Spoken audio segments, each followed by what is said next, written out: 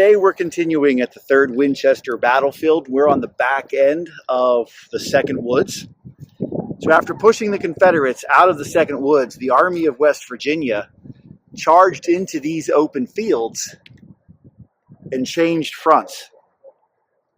They continued their attack and pursued the Confederates. Once they stepped out into the open, Confederate infantry and artillery fire slowed their advance.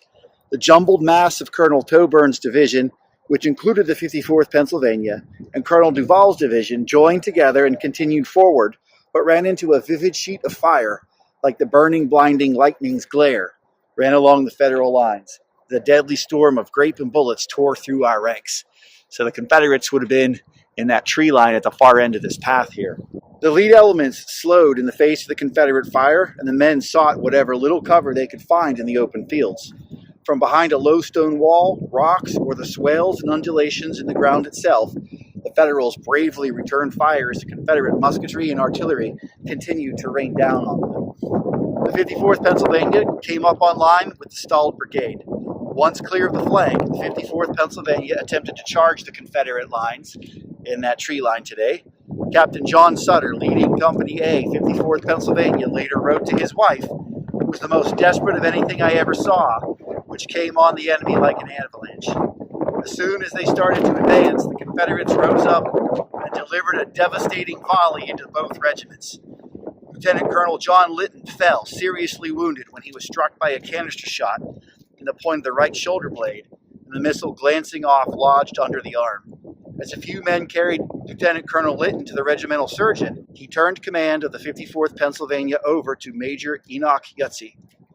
Confederate artillery now had the range and was throwing shells rapidly and with terrible effect. At the same time, the men faced a terrible fire of musketry at good range.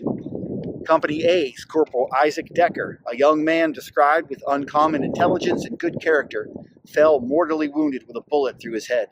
Charles Taylor, a 14-year-old drummer boy from Company H, stayed with Corporal Decker until he died, then buried him on the field. Confederate fire forced the 54th Pennsylvania and 15th West Virginia to seek cover behind the same stone wall sheltering Colonel Wells's men, but the brigade nobly maintained its ground. Confederate fire continued to find the men in the 54th Pennsylvania. A piece of shell struck Private Jacob James in the face. One of Private James's comrades cried, "There goes James." A stunned and bloody Private James immediately jumped to his feet. He yelled to his shocked comrades, "He has like hell," and continued firing. Shrapnel from another shell wounded Private Jacob Glass and Private William Seath, both in Company A.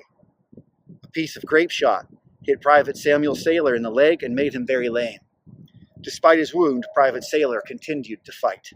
Watching his men die in the fields west of the Hackwood farm, General Crook realized they needed help to continue advance. He later wrote, "My troops had charged so far that my line was all broken up.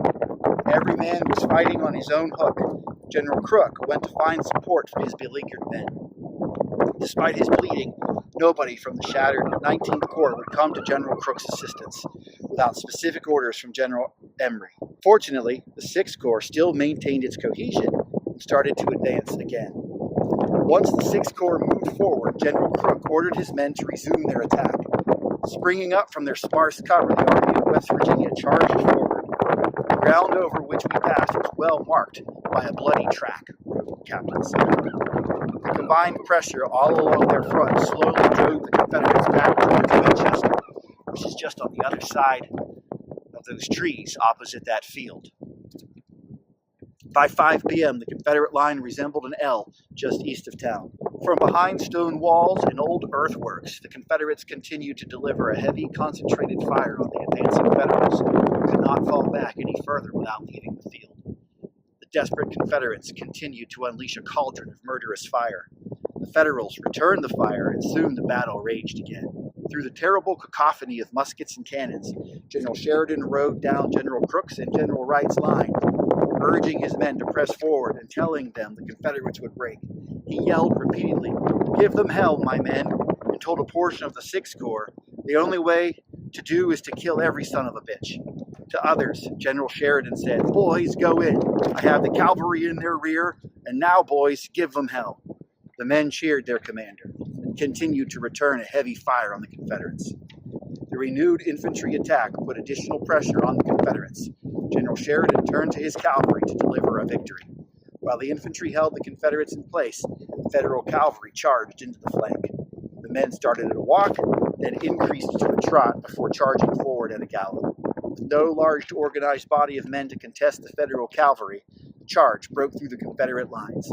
Thousands of Confederate cavalry and infantry ran into the city, with the Union infantry and cavalry close behind.